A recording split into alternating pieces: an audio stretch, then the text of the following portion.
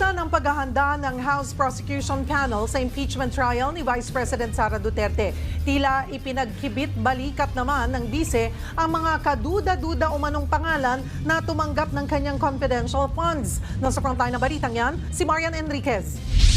Tinawag na guni-guni ni Vice President Sara Duterte ang mga kahina-hinalang bagong pangalang lumabas na nakatanggap ng confidential funds niya. Guni-guni daw! Tignan mo gaano po kakapal ang mukha. Paano guni-guni? Eh yun ang pinasa nyo sa COA.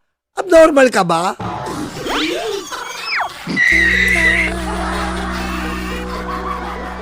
Niyolo-niyolo ang kagwapuhan. Sa pagkomento di ka mapantayan. Lolo at lola pati mamamayan, ikaw parati ang laging inaabangan. Niyolo-niyolo ang kagwapuhan. Pero nyo po, paano nangyari yun? Sila ang nagbigay po ng dokumento sa COA. Ang COA po, automatic nakasampi na sa Kongreso. Paano guni-guni yun? Tanga ka ba? Ha? Paano naging guni-guni yun? Ikaw ang nagbigay ng dokumento sa COA. Dahil automatiko ang COA, wala po kayong magagawa any branches of government. Kapag pag pinagpasa ka ng COA, wala kang magagawa. Davao Mayor ka pa lang, magnanakaw ka na. Sa pagkomento di ka mapantayan. Lolo at lola pati mamamayan, ikaw parati ang laging inaabangan. Diba? O, tapos sabi mo, guni-guni, impactita ka. Yun ang mga paniniwala nila. So, pabayaan na natin sila sa kanilang guni-guni. Yung paniniwala Anong guni-guni? Tatanga-tanga ka naman, Sarah!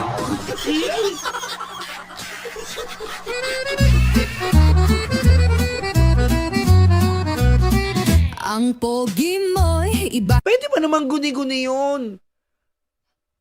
Ano ka naman imbentoin nila yon? Ikaw nagpasa sa COA. Ano ka ba? Engot ka ba talaga? Stupid.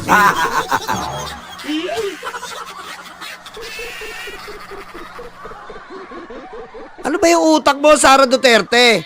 Tinutubukan ka na ba ng ingrown? May ingrown ka ba sa utak? Ka talaga, sobrang bait, abay grabe ka na. Kapag nagsalita, tila kakaiba. Ang lupit at sobrang nakakatawa. Mga matatanda, nawawala ang problema. Mga amoy Vicks at amoy sampagita. Pero kung saan ka makakita nun? Hindi naman magpo-provide yung Kongreso nun. Paano sila mag-iimbento nun? Ginawa nila sa COA yon. Dahil nakasampi na yung COA sa Kongreso. So, paano nangyari yun? Kayo may gawa nun, tas ngayon guni-guni? Tanga ba kayo? nila, yung paniniwala din ng buong bayan. Kasama ang issue sa confi funds ng bise sa articles of impeachment. Sa kabila ng tila pagkikibit-balikat ng bise, puspusan ang paghahanda ng House prosecutors sa impeachment trial. We are in the thick of preparations. We are 80% ready. We are just preparing and anticipating what the possible defenses would be by the Defense Counsel.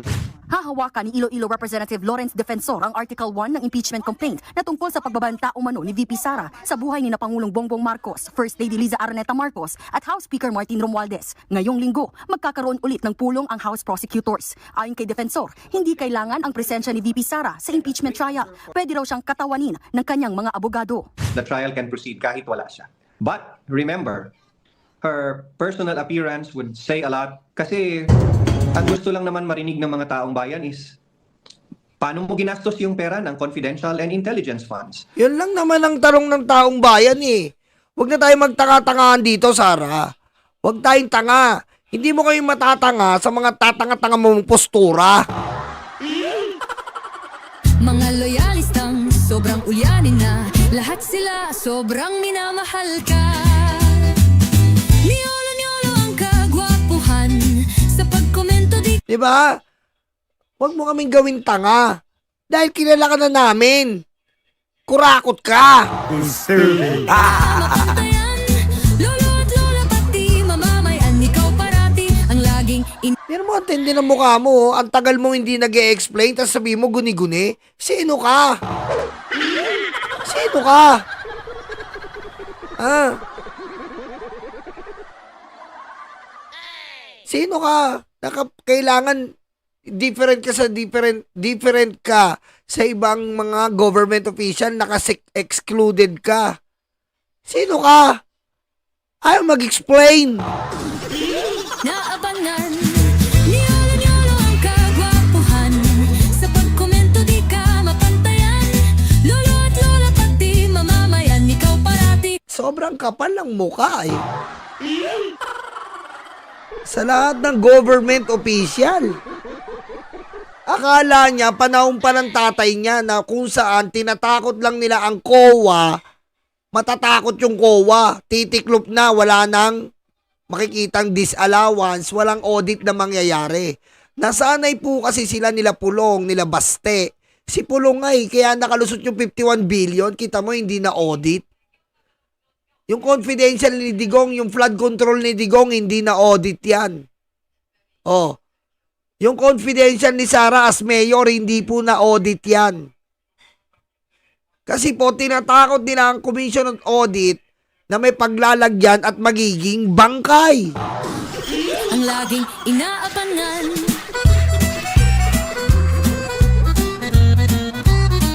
Umulan, bumagyo At anuman araw lumindol Pero hindi na panahon ng tatay mo ngayon, panahon na ng katotohanan, Sara Duterte. Gumising ka na sa kinababaliwan mong lugar. Nami, kahit mabalisaw-saw Pangalan mo laging ang umaangat Niyolo kapugian, sinalo mo lahat Mga matatanda, nawawala ang problema Mga amoy Vicks at amoy sampagita Mga loya Diba? Gumising ka na. Hindi pwede na, hindi na uubra yung pagkatililing mo sa amin. Masyado ka ng makapalang muka. alis lang, sobrang ulyanin na Lahat sila sobrang minamahal ka Niyolo-niyolo ang kagwapuhan Sa pagkomento di ka mapantayan Kasi pera ng taong bayan yan. Ha? Pera ng taong bayan yan. Paulit-ulit tayo. Kailangan namin tubusin yan. Kayong makakapalang mukha na politiko, wala kayong karapatan. Ha? Wala kayong karapatan kailanman na magtago kapag tinatanong kayo ng pera ng taong bayan. Wala kayong pag-aari sa pera ng taong bayan, mga animal. Lolo at lola pati mamamayan Ikaw parati ang laging inaabangan Niyolo-niyolo ang kagwapuhan Sa pagkomento di ka mapantayan Lolo Kaya Sara, maiyaya ka sa mga sinasabi mong guni-guni. Dahil yung pera namin, hindi yung guni-guni na kinuha nyo. Pinaghirapan namin yon ng ilang taon, ilang buwan, ilang oras, ilang minuto, ilang segundo. Pinagpaguran namin yan. Lola pati mamamayan Ikaw parati ang laging inaabangan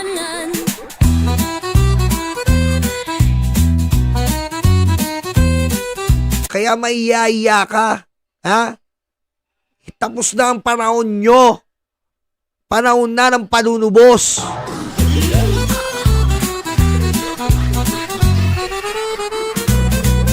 Mga dedes Diretso.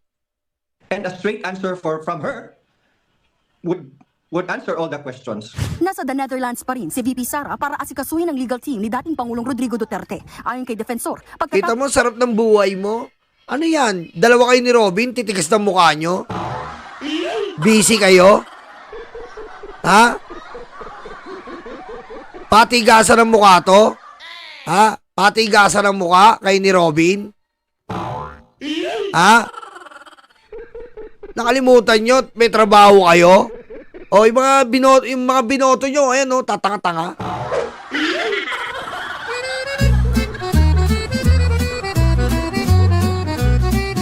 Ang pogi mo'y iba ka talaga Ano sabi Robin? Boss! Bayani ka, boss!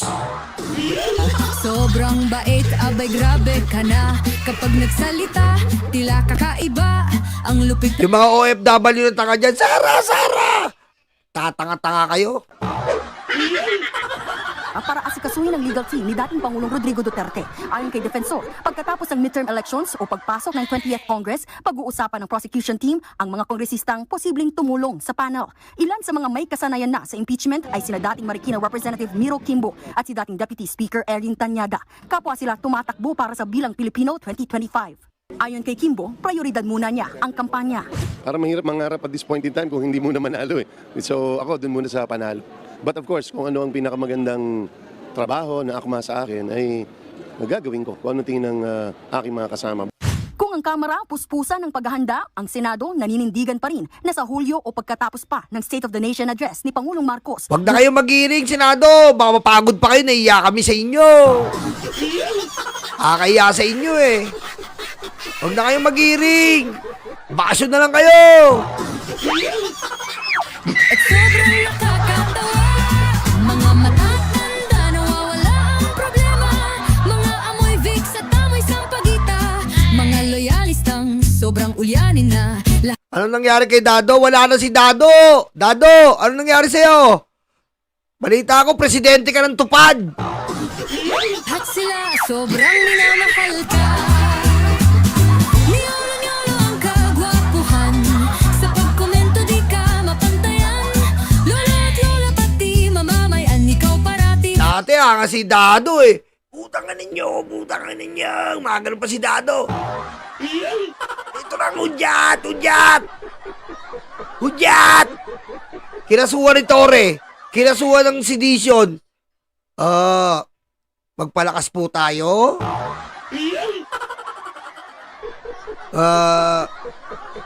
Suporta po tayong tama. Ganun na yung mga vlog. Nagko-comment na nga yung mga DDS dun. Ano ba? Tatanga-tanga ka na rin ba? Ang laging inaabangan. Niyolo-niyolo ang kagwapuhan.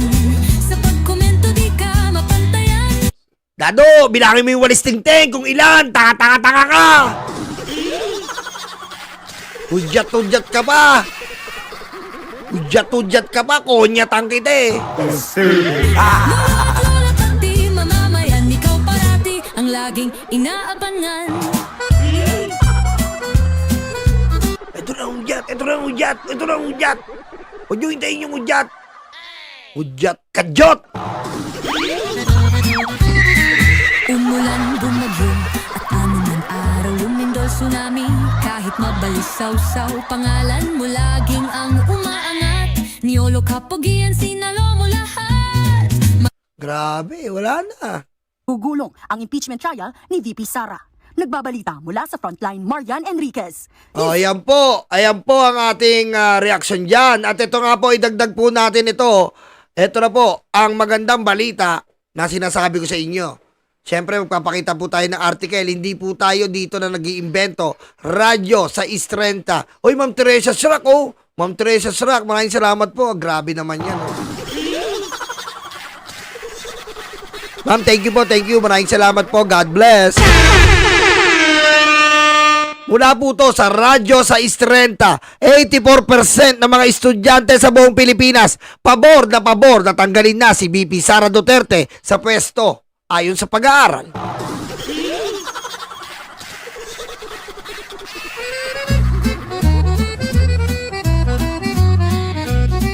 Ang pogi mo'y iba ka talaga. Sobrang Matik na po. Gising na gising lahat ng antas ng mga kababayan natin ngayon. Ang mga DDS na lang po ang luluga-luga, kukupal-kupal. bait, abay grabe ka na. Kapag nagsalita, tila kakaiba. Ang lupit at sobrang nakakatawa. 84% overwhelming na numero ang nagsasalita na mga estudyante. Tama na, sobra na, may tililing ka talaga. Hindi mo kami makukuha sa drama ng pamilya nyong magnanakaw. Mga matatanda nawawala ang problema. Mga amoy Vicks at amoy sampagita.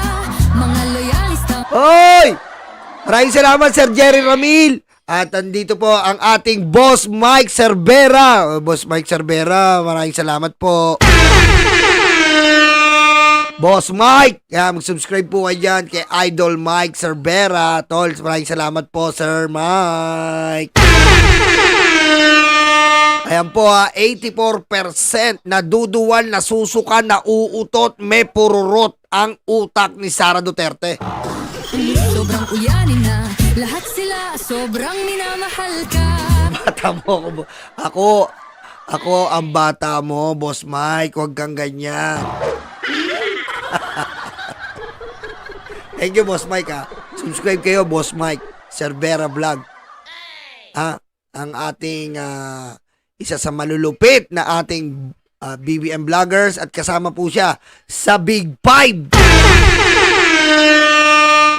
Kasama yan sa Big Five, pangalan pa lang Big Five. Sangkay dyan, Mark Ramos, Takero, at Coach Jarrett, Boss Mike. Yan po ang The Big Five. Mag-subscribe na po kayo dyan. Ewan ko, weekly yata sila Utol Mike, sila Boss Mike, dyan sa The Big Five, na kung saan ang unang episode nila, Maharlika, Green ang Puday! Niyolo ang kagwapuhan, sa pagkomento di ka mapantayan. Lolo at lola pati. Abang ay panoorin nyo po, ang ganda po. Unang episode ng Big Five, Maharlika, Green ang Puday, may lumot sa gilid-gilid. Mamamayan ikaw parati, ang laging inaabangan. Niyolo ang Kasama pala dati nila Coach Jarrett yan, tsaka nila Boss Mike, si Maharlika. Doon pala daw, pagkasama pala nila Coach Jarrett yan, tsaka nila Mark Ramos, nila Takero, minaamoy sila para daw nana. Sabi na, ano ba yan? Parang nana. Sabi nila Boss Mike, ba't ganun? Naligo naman tayo lahat. Sabi niya ganun, parang amoy nana dito, parang amoy bagong tuli. kagwapuhan, sa pagkomento di ka mapantayan. Lolo at lola pati mamamayan. Diba?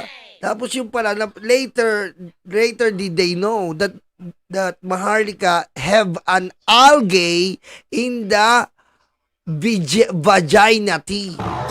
Ikaw parati, ang laging inaabangan.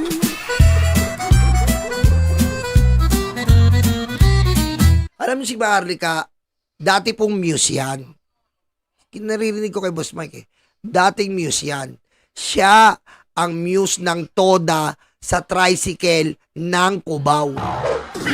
Umulan, bumagyo, at amin ang araw, lumindol tsunami, kahit mabalisaw-saw. Yan po ang leader ng Toda, muse. Yan po ang muse ng Toda ng Cubao.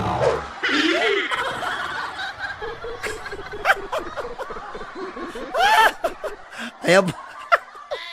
Ano ba naman? Ba't ka ba naisip yun? Ayan po Thank you, Boss Mike. Big Five. Ayan supportahan po natin Big Five. Mag-subscribe na po kayo kung di pa kayo nag-subscribe na Big Five. Yan mga kaibigan po natin yan. Mga dumako na tayo dito, 80% po. Nasusuka, naduduwal, nauutot na sa pagmumukha ni Sara. Gising na po ang mga taong bayan. Kaya ang mga senado na lang po ang tutulog-tulog. Sa mga senador natin, especially Cayetano, unahin natin si Cayetano. Sabi po ni Cayetano, wag na muna unahin ng impeachment. Marami pang problema ang taong bayan. Hindi niya nakikita na ang pagiging kurakot ni Sara, hindi yata problema. Palibasa po, hindi niya pera ang nilulustay. Ang pangalan mo laging ang umaangat, niyolo kapag iyan sinalo mo lahat. Mga Number 2, si Robin. Hindi daw siya uuwi hanggat hindi siya pinapauwi ni Sir Bossing Digong. Nung sinabihan ni Sara, umuwi ka, sabi ng bossing mo, uwi. Diba? Ibig sabihin, ang boss niya, si Digong, hindi ang taong bayan. magtatanda, nawawala ang problema. Mga amoy Vicks at amoy sampagitan. Number 3, mga bilyar. Kaming pamilya ay sumusuporta na mali ang pag-aresto kay Digong. Ayos, di ba? Yan ang senador, open na open magsalita na sumusuporta sa kriminal at namiminger. Mga loyalistang sobrang ulyanin na. Lahat sila sobrang minamahal ka. Number 4. Sino pa? Bato, Bongo. Wag na natin pag-usapan yan. Matagal nang walang kwenta yan. Niyolo-niyolo ang kagwapuhan. Sa pagkomento di ka mapantayan. I love you too, Jean. At syempre, ang ating super, Amy Duterte. Ang kapatid nino. Ang kapatid po ng kaibigan ni Boss Mike. Sino? Si Kulaong. Lolo't lola pati mamamayan. Ikaw parati ang laging inaabangan. Niyolo-niyolo ang kagwapuhan. Si Amy Duterte po na talagang hinahalungkat pa ang kaduluduluhan kung bakit napunta ang kriminal na si Digong sa The Hague. Diba? Anong sabi ni Amy? Anong sabi ni Amy? Bakit ganon? Meron ba tayong treaty sa The Hague? Ma'am Amy, sorry po wala talaga tayong treaty sa The Hague. Baka ibig sabihin nyo, Netherlands. Ouch! Sa pagkomento di ka mapantayan. Disturbing. Lola pati mamamayan. Ikaw parati ang laging inaabangan. Sorry Ma'am Amy wala po. Parang Metro Manila lang yung The Hague. Hindi po bansa yun. Ang bansa, Netherlands, Ma'am Super Ate Duterte.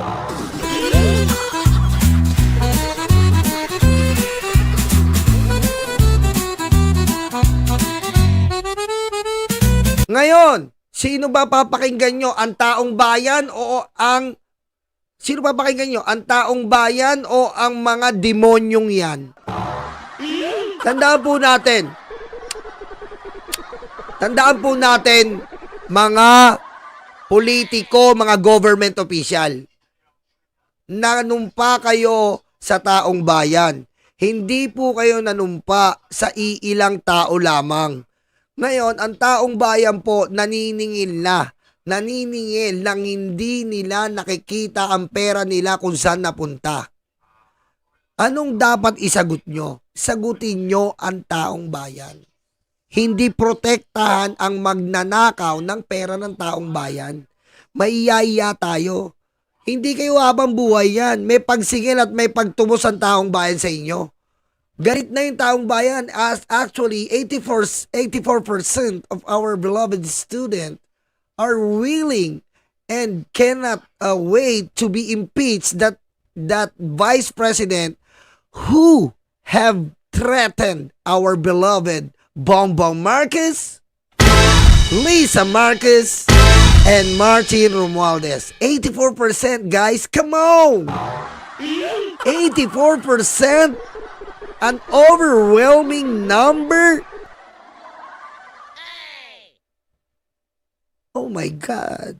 Mga tetes na sobrang pangit. Sige lang, maglupasay sa galit. Kain pa ng boy, bawang pulubi. Tubig ng ayar ko nakas... Diba? Gising na Biro mo, pinapakinggan nyo yung mga OFW na yan. Halo-halo yan. Si Robin, nilaglag na kayo. Nag-imbita sila ng Filipino community na pumunta. Sinabi ni Robin yan. May pagkain po dito. Sahod parati, mga dead. May aktivista rin. Kumpleto. Des na sobrang pangit. Kaya may yaya po tayo. Kung may natitira pa po sa atin, kung may natitira pa kayong muka, kung may natitira pa kayong hiya, gamitin nyo. Gamitin nyo. Sorry po gamitin nyo. Hindi po natin pwedeng konsintihin yan. Tandaan nyo po si Corona na pagbintangan lang. Si Erap na pagbintangan lang. Pero bugbog. Impeachment kagad tayo. Eto, abot-abot na po tayo. Isipin nyo nag-death threat na. Pinalamon na yung mga estudyante ng panis. Pinagmumura na ang Kongreso. Pinagmumura na ang Pangulo. Ano pa ba ang kulang para umaksyon kayo? Sige lang, maglupasay sa galit. kasahod. Isipin nyo yun. Dati 1 violation lang, graft and corruption. Si Sara, pinakyaw po niya lahat ng violation for impeachment. Tapos pa easy tayo. Parati, mga matatanda na walang problema. Mga amoy fix at amoy sampagita. Mga loy... Oh, tapos pa easy kayo. Paribasa kasi, wala kayong pakialam sa taong bayan. Yung pinapakita nyo po yan, parang sinasabi nyo, Chis Escudero and friends, na wala kayong pakialam sa taong bayan. Kasi hindi naman kayo nasusugatan dito. Sarap nga ng buhay nyo eh. Di ba? Nasusugatan dito kami.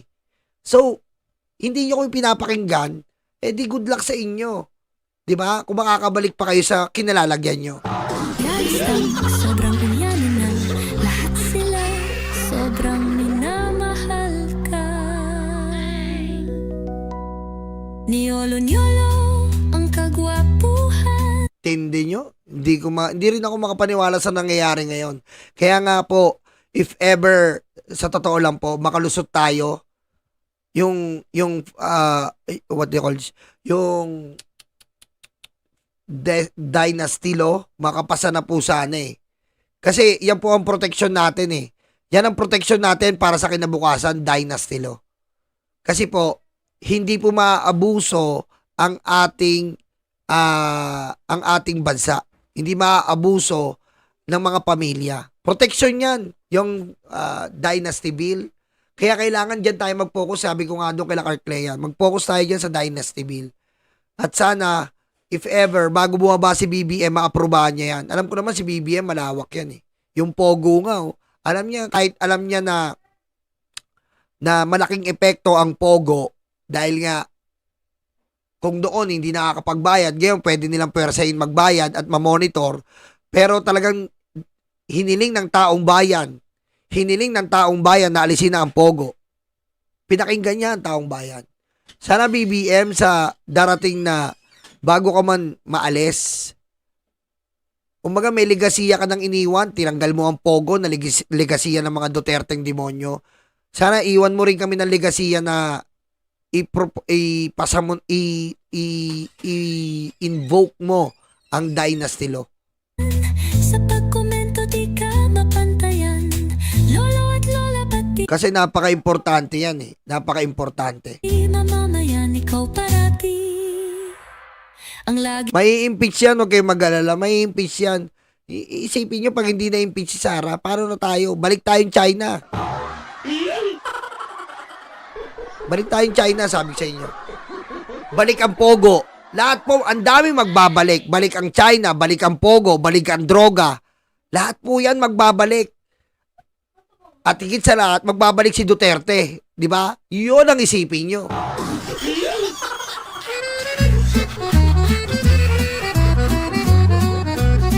Kami ang bumbero ng Pilipinas, mga bayaning tagapagligtas. Ang paglilingkod sa amin ay likas. Ang bumbero ng Pilipinas, kami ang bumbero ng Pilipinas, mga bayaning tagapagligtas. Ang paglilingkod sa amin ay likas.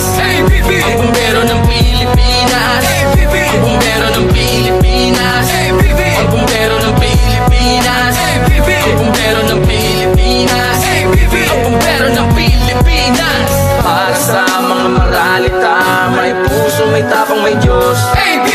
Para sa mga maralita, may puso, may tapang, may Diyos. Para sa mga maralita, may puso, may tapang, may Diyos. Para sa mga maralita, may puso, may tapang, may Diyos. Kami ang